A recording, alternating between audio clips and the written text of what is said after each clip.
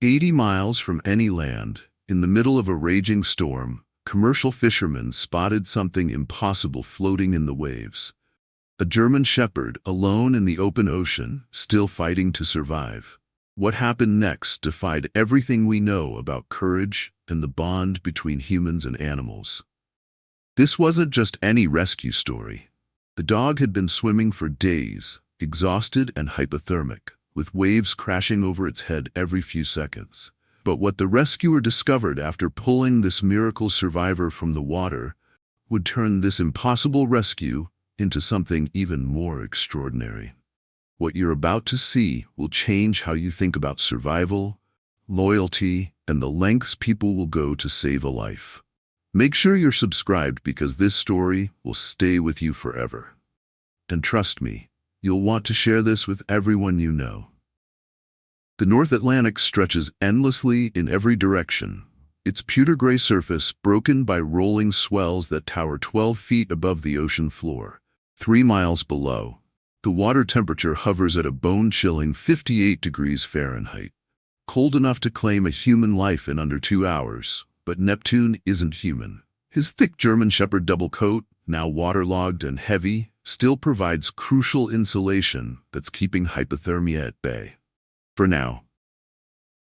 Neptune's massive paws cut through the water with mechanical precision, each stroke powered by muscle memory and an inexplicable determination that even he doesn't fully understand. His golden brown eyes, usually bright with intelligence and mischief, now carry the weight of exhaustion, but they scan the horizon with desperate hope. The salt spray stings his nostrils, mixing with the metallic taste of seawater he swallowed during the night. His breathing comes in short, controlled bursts, the respiratory pattern of a survivor who's learned to conserve every ounce of energy. Dr. Sarah Mitchell, a marine behavioral specialist at the University of Miami, has studied cases like this for over 2 decades. What most people don't realize, she explains, is that dogs possess an extraordinary swimming endurance that far exceeds human capabilities. Their natural buoyancy, combined with their 4-limb propulsion system, allows them to maintain forward momentum for hours, sometimes days, longer than we'd expect. But it's not just physical. There's a psychological component we're only beginning to understand. Dogs have an almost supernatural ability to hold on to hope, to keep fighting when logic says they should surrender. 3 days ago, Neptune's world was entirely different. The luxury yacht, Second Chance, represented everything good in his life. The gentle rocking motion that lulled him to sleep each night, the warm teak deck where he'd sprawl in the morning sun, the familiar sounds of Margaret Chen humming old Broadway tunes while she prepared their meals. Margaret wasn't just his owner. She was his universe. After her husband David passed away 8 years ago, she'd found purpose again in their annual sailing adventures, and Neptune had become her co-pilot, her confidant, her reason to wake up each morning with excitement instead of grief. Their tradition began small, weekend trips to nearby islands, but grew bolder each year. Margaret would talk to Neptune during their passages, sharing memories of David, planning their next destination, sometimes even asking his opinion on navigation decisions. "What do you think, Nepti? Should we anchor in that cove or push on to the marina?" And somehow, Neptune always seemed to understand, his intelligent eyes tracking her movements, his body language offering what felt like genuine responses. But Tuesday night changed everything. The squall materialized from nowhere.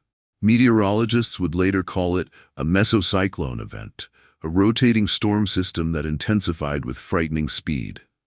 One moment, Margaret was below deck preparing Neptune's dinner. The next, she was fighting for control of the helm as 50-knot winds turned their peaceful passage into a battle for survival. The wave that claimed Neptune came without warning, a rogue swell, at least 15 feet tall, that crashed across the starboard deck with the force of a freight train. Margaret watched in horror as the water swept her beloved companion over the rail, his confused yelp cut short by the thunderous roar of the storm. She screamed his name until her voice gave out, but the wind swallowed her cries, and Neptune vanished into the darkness. What Margaret couldn't know, as she fought to keep her crippled yacht afloat, was that Neptune survived that terrifying plunge. The impact knocked him unconscious briefly, but his natural swimming instincts kicked in before he could drown. For 3 days now, he's been swimming, not randomly, but with purpose. Something primal tells him to head northeast, toward warmer water, toward hope. Captain Miguel Rodriguez has worked these waters for 37 years, and he's learned to read the ocean's moods like scripture. This Friday morning, as the commercial fishing vessel Maria Esperanza cuts through the swells, something feels different.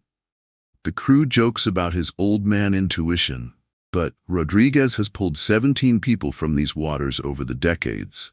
He knows when the sea is trying to tell him something. Jake Sullivan, working the stern deck, notices it first, a dark speck moving between the swells, too purposeful to be debris. "Captain," he calls out, squinting against the morning glare, "you seeing this?" Jake's background as a Coast Guard rescue swimmer has trained him to spot anomalies, to recognize life in places where death usually reigns. His heart rate quickens as he reaches for the binoculars. What they don't know yet is that Margaret Chen is still alive, 60 miles south of their position, clinging to a partially inflated life raft with injuries that grow more serious by the hour. Her emergency beacon failed during the storm, and her radio lost power yesterday. She's down to her last energy bar and 2 bottles of water, but she refuses to give up hope. Not while Neptune might still be out there. Not while her boy might still be fighting to come home. The convergence of these 3 stories, Neptune's impossible endurance, the fishing crew's fortuitous timing, and Margaret's unwavering faith, is about to create a moment that will challenge everything they thought they knew about survival, about loyalty, and about the mysterious forces that sometimes guide us toward exactly where we need to be. The storm hits the Maria Esperanza like a freight train at exactly 6:42 a.m., transforming what was already a treacherous morning into something that belongs in a mariner's nightmare.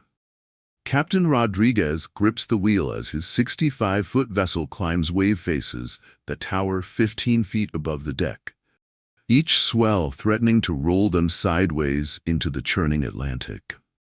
The wind screams at 45 knots, driving sheets of rain horizontally across the deck with enough force to blind anyone foolish enough to venture outside the wheelhouse.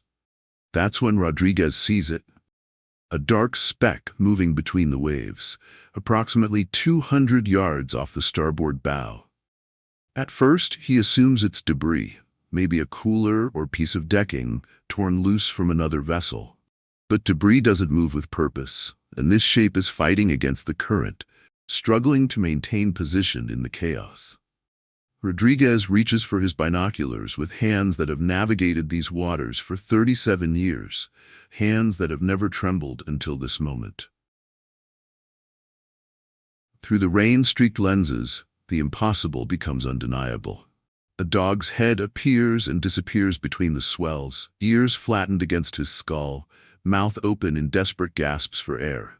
The animal's movements are erratic now, more instinctive than purposeful.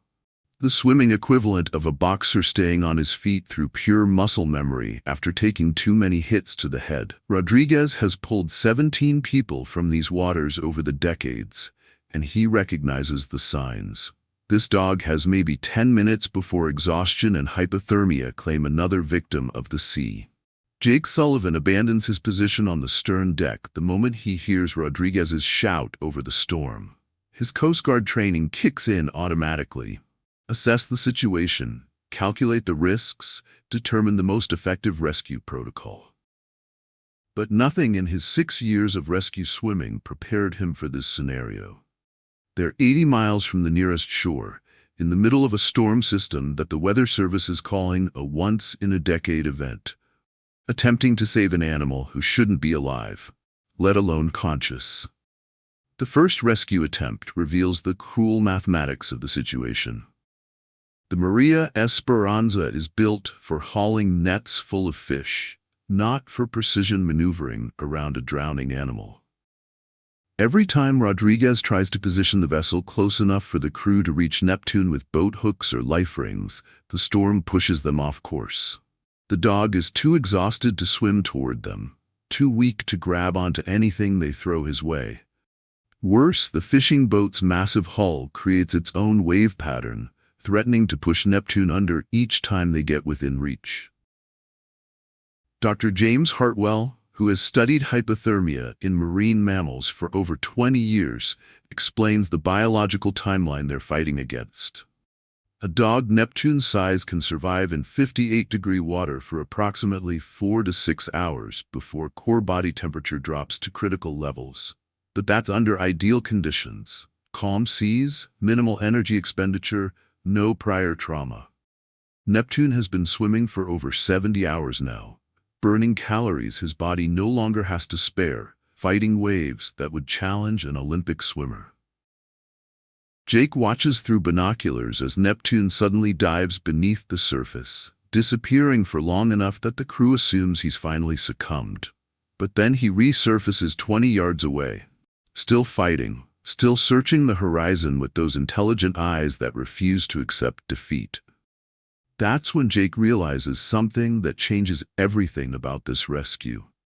Neptune isn't just trying to survive. He's looking for someone. The pattern becomes clear over the next 20 minutes. Neptune repeatedly dives beneath incoming waves, not because he's disoriented, but because he's scanning the water below the surface. Between swells, he lifts his massive head as high as possible, turning in slow circles, searching for something that isn't there. Someone who isn't there. This isn't a dog who accidentally fell overboard during a fishing trip. This is a dog who lost his person, and he's still trying to find them. Rodriguez recognizes the look in Jake's eyes because he's seen it before. The moment when protocol conflicts with conscience, when training argues with instinct. The safe choice is obvious. Maintain distance, radio the Coast Guard, hope they can get a helicopter airborne despite the weather conditions. But Neptune will be dead long before help arrives, and everyone on deck knows it. The storm intensifies with frightening speed, transforming manageable swells into walls of water that crash over the bow with enough force to buckle steel railings. The Maria Esperanza's engines strain against waves that seem determined to push them away from Neptune, as if the ocean itself is testing their commitment to this impossible rescue. Jake's survival suit hangs in the wheelhouse like a challenge, like a question that demands an answer. He's used it dozens of times during his Coast Guard service, but never in conditions like these, never without backup. Never for an animal who might not understand that help has arrived. Rodriguez grabs his arm as Jake reaches for the suit, his weathered face etched with concern that goes beyond professional responsibility. The captain has lost 2 crew members to these waters over the decades. Good men who made calculated risks that turned deadly when conditions shifted without warning. He's also saved those 17 lives, including a 6-year-old girl who spent 4 hours clinging to a life jacket after her family's boat capsized. The calculation is always the same. Is the life you might save worth the risk to the life you're certain about? But as they watch Neptune's head disappear beneath another massive swell, staying submerged long enough that Jake counts 15 seconds before he resurfaces, the mathematics become emotional rather than logical. This dog has survived 3 days in conditions that should have killed him hours ago. He's still fighting, still hoping, still believing that someone will come for him. How do you abandon that kind of faith? Jake's hands shake as he pulls on the survival suit, not from fear, but from the adrenaline surge that comes with crossing the line between safe and necessary. Through the wheelhouse windows, Neptune grows smaller with each passing wave, a diminishing speck of life in an ocean that has already claimed too much. Time is running out, and everyone on the Maria Esperanza knows that the next few minutes will determine whether this story ends in triumph or tragedy. Jake Sullivan's boots leave the deck of the Maria Esperanza at exactly 7:14 a.m. And in that split second before he hits the water, time seems to crystallize into pure mathematics. The survival suit that took him 3 minutes to put on will keep him alive for maybe 30 minutes in these conditions. Neptune has been in the water for over 72 hours. The waves are running 12 to 15 feet. The nearest Coast Guard station is 4 hours away. The math is simple, brutal, and undeniable. Either he saves Neptune in the next few minutes, or they both become statistics. The impact with the Atlantic feels like being hit by a freight train made of ice. Even through the neoprene and insulation layers, the 58-degree water cuts through Jake's core temperature like a blade. Salt water forces its way past the suit's seals, flooding his mouth and nose with the metallic taste of brine and something else. The smell of desperation, of lives hanging in the balance.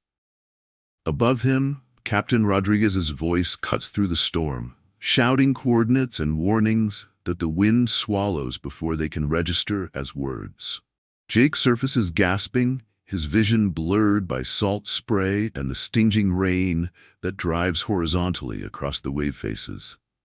For a terrifying moment that stretches into eternity, Neptune is nowhere to be seen. The ocean has become a living thing, a predator that seems determined to keep them separated, to claim them both before they can find each other in this chaos. Each wave that lifts Jake 15 feet into the air offers a brief glimpse of the surrounding water, but Neptune has vanished into the gray-green wilderness of the North Atlantic. Then Jake sees him, 20 feet away, between two massive swells, and his heart nearly stops. Neptune's magnificent head, which has stayed above water through 3 days of hell, finally disappears beneath the surface. No struggle, no desperate paddling, just the quiet surrender of a warrior who has fought beyond the limits of possibility. Jake watches the spot where Neptune vanished, counting seconds that feel like hours, until a golden-brown shape surfaces briefly, then goes under again.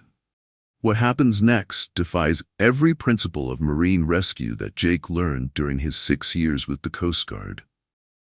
In conditions where trained professionals move carefully, conservatively, Jake begins swimming with power that seems to flow from some primal source beyond conscious thought. Each stroke becomes a declaration of war against the ocean itself, against the statistics, against the cruel mathematics that say both of them should already be dead. The waves fight him with malicious intelligence, lifting him high enough to see Neptune's position, then dropping him into troughs where nothing exists except walls of water and the sound of his own ragged breathing. His shoulders burn with lactic acid buildup. His legs kick against the deadening weight of waterlogged fabric. But something deeper than muscle memory drives him forward. This isn't about training anymore. It's about the moment when human will collides with natural forces and refuses to yield. When Jake finally reaches Neptune, the sight nearly breaks him. The dog floats face down, his massive body limp, his thick coat streaming with seawater like kelp. Jake flips him over with hands that shake from cold and adrenaline, tilting Neptune's head back to clear the water from his mouth and nose. The German Shepherd's golden eyes are closed, his breathing so shallow it's barely detectable. For a heartbeat that lasts forever, Jake thinks he's too late. But Neptune's chest still rises and falls with the stubborn rhythm of a heart that refuses to quit. Jake wraps his left arm around the dog's chest, just behind the front legs, and begins the impossible swim back toward the Maria Esperanza. 85 pounds of unconscious German Shepherd feels like carrying an anchor while treading water in a washing machine. But Jake's right arm cuts through the waves with mechanical precision, powered by determination that transcends physical limitations. The crew throws everything they have: life rings, boat hooks, coiled rope that unravels in the wind before it can reach them. Captain Rodriguez maneuvers the fishing vessel with skill that comes from 3 decades of reading these waters, but each time they get close enough to attempt a rescue, the storm pushes them apart. Jake's strength begins to fail as hypothermia creeps through his core, making his movements sluggish, his grip on Neptune increasingly uncertain. 8 minutes feels like 8 hours. Jake's world narrows to the rhythm of his breathing, the weight of Neptune against his chest, the burning in his lungs that signals his body's approaching surrender. His left arm, supporting Neptune's deadweight, begins to cramp, and he realizes with crystal clarity that he's losing his grip. The dog, who survived 3 days in conditions that should have killed him, is about to slip away in the final moments of rescue. That's when the miracle happens. Neptune's eyes flutter open, not the glassy stare of semi-consciousness, but the bright, intelligent gaze that has defined him throughout this ordeal. Somehow, through exhaustion and hypothermia and the fog of near death, Neptune understands. He begins to move his legs, not in panic or confusion, but with purposeful strokes that complement Jake's rhythm. 2 survivors, human and canine, swimming in perfect synchronization toward salvation.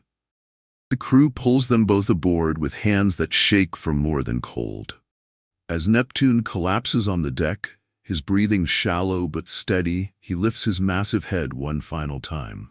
The simple gesture, his warm tongue touching Jake's salt-crusted cheek, carries the weight of gratitude that transcends species, a thank you that needs no words. Jake lies beside him on the wet deck, his chest heaving, his body temperature dropping toward dangerous levels, but his eyes never leave Neptune's face. In this moment, both of them forever changed by what they've shared, the impossible has become undeniable. Sometimes when the mathematics of survival argue against hope, will and love prove stronger than the ocean itself. The first sound Neptune makes after Jake pulls him aboard the Maria Esperanza isn't a bark or a whimper. It's a low, rumbling vocalization that veterinarians later describe as unique. Something between a purr and a growl that seems to vibrate from deep within his chest. Jake is still performing rescue breathing, his own hypothermia-stiffened fingers working to stimulate circulation in Neptune's waterlogged limbs, when Captain Rodriguez makes the discovery that transforms their rescue from extraordinary to miraculous.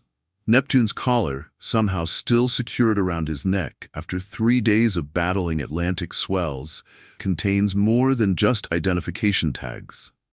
Embedded in the leather is a small emergency GPS beacon, the kind used by serious offshore sailors who understand that the ocean doesn't offer second chances.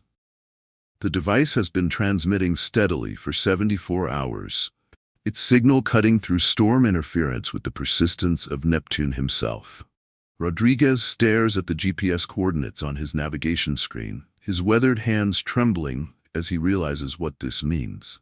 2 miles northeast of their current position, something is floating in the water, something that's been drifting with the current, staying barely above the surface, broadcasting its own desperate plea for salvation. Margaret Chen's partially submerged life raft appears on their horizon like a prayer answered, its bright orange canopy almost invisible against the storm-darkened sky. When they pull alongside, Margaret is unconscious but breathing, her lips blue with hypothermia, her hands still gripping Neptune's favorite tennis ball, the one she'd been throwing for him on deck just moments before the wave that changed everything. The reunion between Margaret and Neptune unfolds in a silence that speaks louder than any words could. As consciousness returns to Margaret's eyes, and she sees Neptune's familiar golden gaze looking back at her, something profound passes between them. A recognition that goes beyond the physical, beyond the miraculous circumstances of their survival. 2 souls who never stopped believing they'd find each other, pulled from the jaws of death by strangers who became heroes in a single moment of impossible courage. Margaret spends the next 2 weeks in Massachusetts General Hospital, recovering from severe dehydration, hypothermia, and exhaustion that doctors say should have been fatal. Neptune never leaves her side, sleeping on a specially arranged mat beside her bed, his presence somehow accelerating her healing process in ways that medical science struggles to explain. The nursing staff, initially skeptical about allowing a dog in the ICU, become Neptune's fiercest advocates when they witness how his presence stabilizes Margaret's vital signs and brightens the entire cardiac wing. But the most profound transformation happens to Jake Sullivan. Something awakened in him during those 8 minutes in the Atlantic, a calling he thought he'd buried when he left the Coast Guard, a purpose that had been dormant until Neptune's desperate eyes reminded him why he'd chosen rescue work in the first place. The corporate fishing job that paid his bills suddenly feels hollow, meaningless, compared to the electricity he felt pulling life from the edge of death. 6 months after the rescue, Jake walks away from his steady paycheck to found Neptune's Legacy, a marine animal rescue organization that operates from a renovated Coast Guard station in Cape Cod. The venture seems impossible. Underfunded, understaffed, competing against established wildlife organizations with decades of experience and donor networks. But word spreads through the tight-knit maritime community, carried by fishermen who've heard the story, shared by social media users who can't stop watching the rescue footage captured by Rodriguez's crew. Margaret becomes the organization's first major donor, not with a single large check, but with something more valuable. Her story, her presence, her willingness to stand before camera crews and reporters and explain what it means to be saved by someone who had every reason to play it safe. Neptune, now fully recovered and somehow more magnificent than before his ordeal, serves as the organization's therapy dog, his calm presence helping other rescued animals overcome the trauma of abandonment, abuse, or natural disasters. The numbers tell part of the story. Over 200 marine animals rescued in the first year, from oil-soaked seabirds to entangled seals to dolphins stranded in shallow water. But the real impact runs deeper, measured in the volunteers who drive hours to help with weekend rescues, the fishing crews who now carry enhanced rescue equipment, the children who visit the rehabilitation center and leave understanding that every life matters, regardless of species. A year after the rescue, Margaret and Neptune are back on the water, sailing a new vessel she's named Second Chance 2. They're not hiding from their trauma or pretending it didn't happen. They're embracing their survival as a gift that demands to be lived fully. Jake joins them sometimes, and together, they've established a new tradition that moves everyone who witnesses it. Every time they pass the coordinates where Neptune was found, 41 degrees 42'88" and end, 69 degrees 56'42", they pause for a moment of silence, engines cut, sails luffing gently in the wind. In these moments, Neptune still searches the horizon, but the desperate urgency is gone, replaced by something that looks remarkably like contentment. He watches for dolphins now, for the seabirds that follow their wake, for the play of light on water that reminds him not of survival but of joy. His thick coat has regrown its lustrous sheen, but his eyes carry new depth, the wisdom of someone who has touched the edge of eternity and chosen to return. The story spreads beyond maritime circles, beyond animal rescue communities, beyond the borders of New England.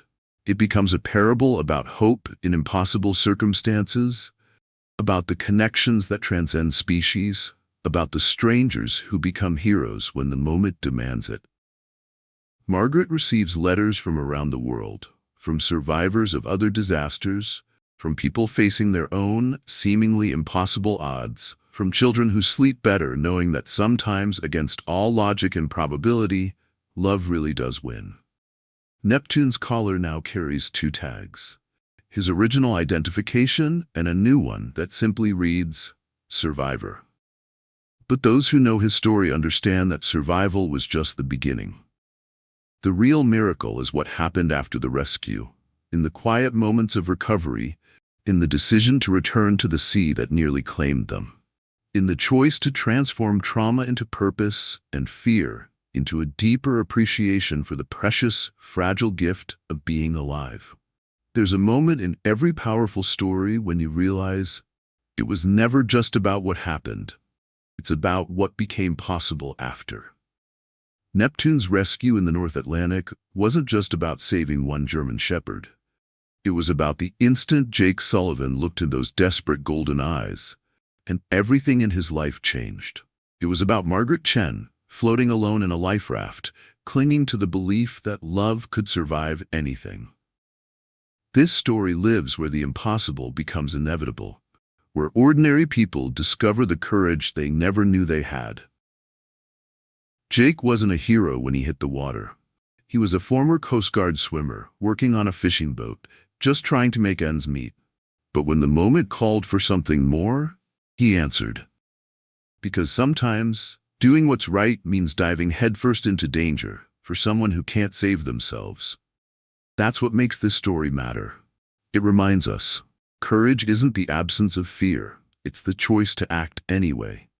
To swim toward what matters most, heart pounding, logic screaming no, but love saying yes.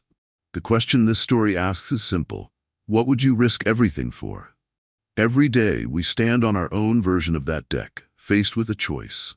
Play it safe or dive in for someone else, a friend battling depression, a neighbor in crisis, even ourselves. Jake made that choice, and it changed everything. He went on to found Neptune's Legacy, a rescue organization that's now saved hundreds of lives. But more than that, it's built a community. Volunteers, kids, fishermen families, people who now understand that every rescue saves two lives, the one in need and the one who shows up. Margaret? She still sails the waters where she nearly died. But now, her heart is full of gratitude. She speaks at safety conferences, not as a victim, but as someone who learned that survival isn't the end. It's the beginning of something deeper. And Jake? He left the corporate job that drained him. Today, he lives with purpose. He says Neptune taught him the difference between existing and truly living. That rescue didn't just save a dog, it saved him too. Neptune's story continues to ripple out. People around the world write in, starting their own rescue efforts, adopting animals, chasing careers in marine rescue or biology. They're inspired by one act of impossible courage that proved one thing. Ordinary people are capable of extraordinary things. If this story moved you, subscribe. Because every week, we bring you stories that prove the world is full of hidden heroes. Share this with someone who needs to believe that miracles still happen when love refuses to give up. And tell us in the comments, who saved you when you were sinking? When did you choose courage over comfort?